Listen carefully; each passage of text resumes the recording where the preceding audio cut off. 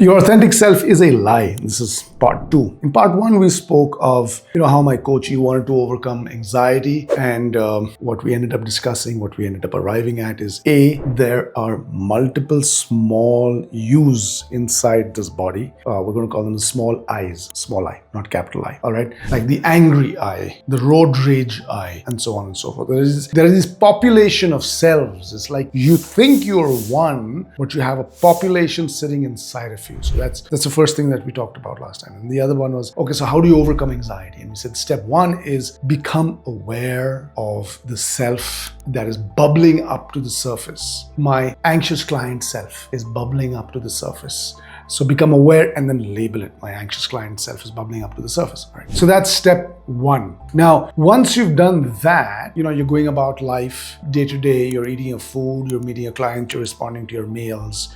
You also want to watch, you can preordain this at some times, maybe in the afternoon or something.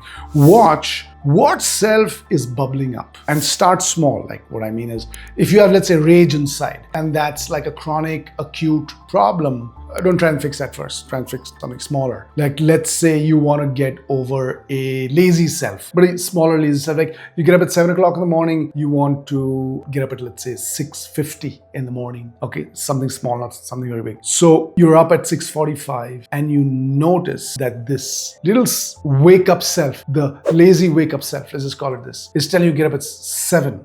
Start experimenting by causing this lazy wake up self a little bit of friction. So teach that self to obey the master, the real I sitting God knows where inside you. And that's why I say it's a lie, because you really got to dig deep for it, if at all it is there. But you got to train this to obey you. And I make a lot of content. I push out a lot of thoughts on executive presence and building authority in front of leaders. One of the things that I notice is that we end up leaking authority because one of these selves is rearing its, I wanted to say ugly head, but I'll just say is rearing its head. Right? So let's say your client panicky self rears its head every time not every client, a particular client meets you, right? Now, if you want to train that self, but that's like a big fear. So what you want to do is start with something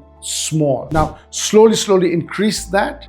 Take on challenges, take on inner selves that pose a slightly bigger problem. So increase that, but you want, I think the word that I'm looking for over here is friction.